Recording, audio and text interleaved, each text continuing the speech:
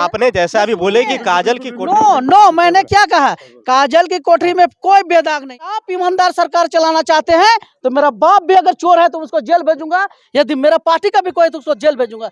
लेकिन ऐसा नहीं ना कर रहा है। जनार्दन होती है, अगर जनता उसको नहीं, विधायक को इस्तीफा मांग रहा है तो अपने मन से इस्तीफा देगा जी, अपने मन से इस्तीफा देगा कोई। झारखंड के नवनियुक्त प्रभारी गुलाम अहमद मीर जी आज उनकी आज कार्यक्रम थी, स्वागत कार्यक्रम। इस वक्त तस्वीरों में देख सकते हैं कि कांग्रेस के कार्यकर्ता हमारे साथ हैं, क्या कुछ कहेंगे जानने का प्रयास करेंगे। जी जोहार आपका।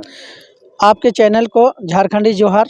क्या नाम हुआ आपका सर? मेरा नाम देंगे। मेरा नाम शिव टहल नायक है, कांग्रेस पार्टी ग्रामीण जिला अध्यक्ष एससी विभाग, रांची जिला। अच्छा नायक जी, अभी जिस तरह से राजनीतिक को देखा जा रहा है, जिस तरह से 2024 आज 2 जनवरी है और नया साल आते ही राजनीतिक सरगर्मी जो है सो पूरा तेज हो गया है झारखंड प्रदेश में। इसको आप लोग एज ए कार्यकर्ता किस नज़र से देखते हैं? देखिए, सबसे पहले तो मैं कहना चाहता हूं कि आपके चैनल के माध्यम से कि किसी भी पार्टी का हो, एनीथिंग, कोई भी, हर कार्यकर्ता चाहता है कि मेरा पार्टी का सरकार हो, मेरा पार्टी सबसे आगे हो, मेरा पार्टी का सबसे झंडा ऊंचा हो। हर कार्यकर्ता चाहता है।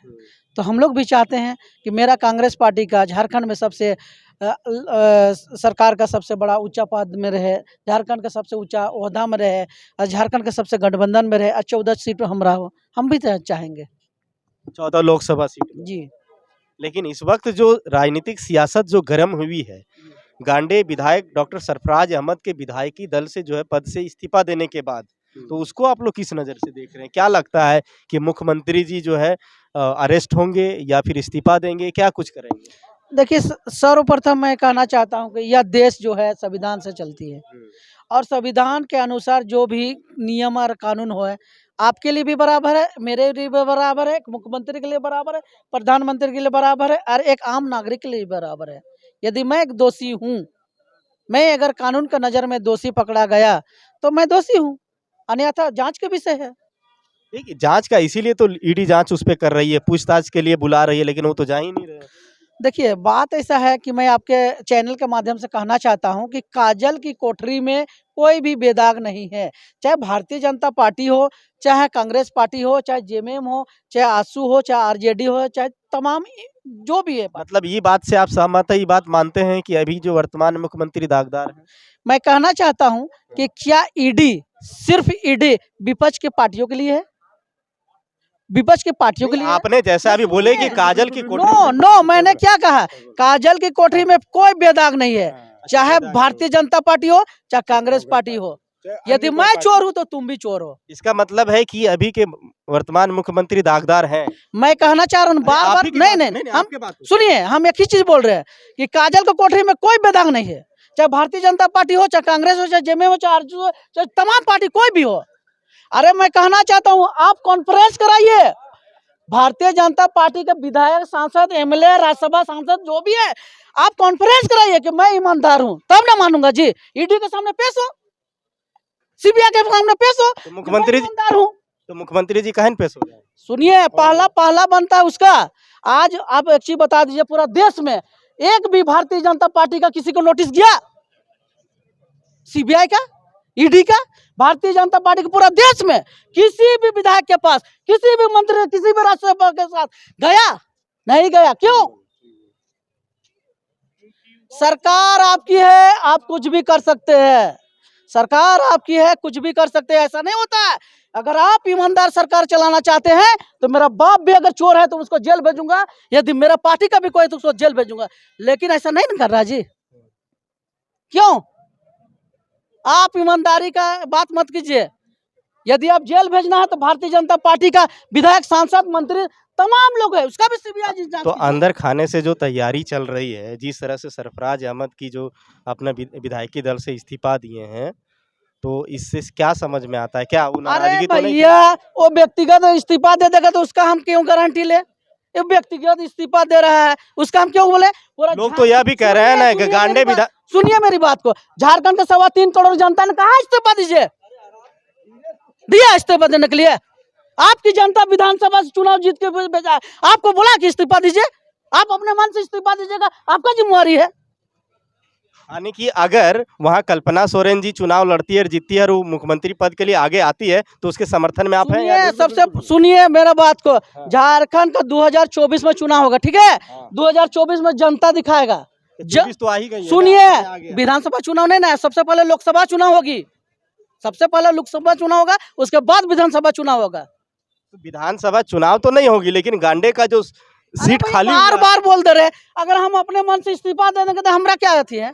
हमको अगर जनता ने अगर गांडे विधानसभा का 3 लाख चलिए ऐसा ऐसा कुछ होता है जी, चलिए आप एक कार्यकर्ता हैं, अगर ऐसा कुछ होता है तो पहले से वो सीट खाली करके रख दिए हैं मुख्यमंत्री जी ने इस्तीफा दिलवा के। 2024 सुनिए, 2024 में जो भी ऐसा सुनिए कुछ अगर ना, होता है, अगर नहीं, अगर हमने ऐसा कुछ होता है, सुनिए ना, मुख्यमंत्री जी अगर अरेस्टिंग होते हैं या फिर अपने आप को जो सही करते हैं जनता जनार्दन होती है ना, हाँ। जनता जनार्दन होती है।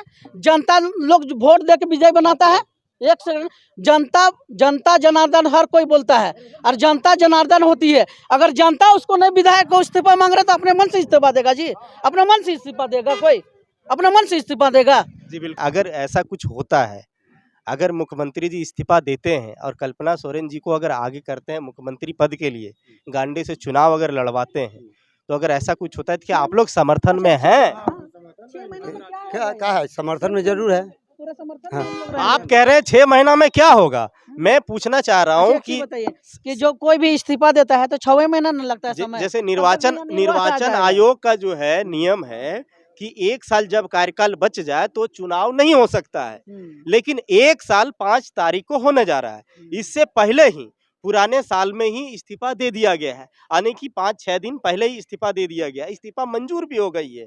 तो ऐसे वक्त में चुनाव आयोग के पास जगह बन जाता है कि हम दोबारा वहां चुनाव करा सकते हैं।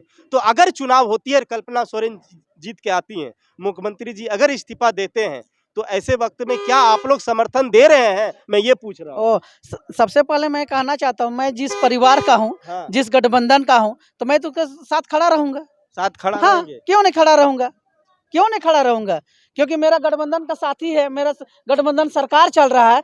अगर वो सीट खाली हो जाता है, चुनाव कहीं भी होगा, तो हम तो उसके साथ खड़ा रहेंगे। क्यों नहीं खड़ा रहेंगे?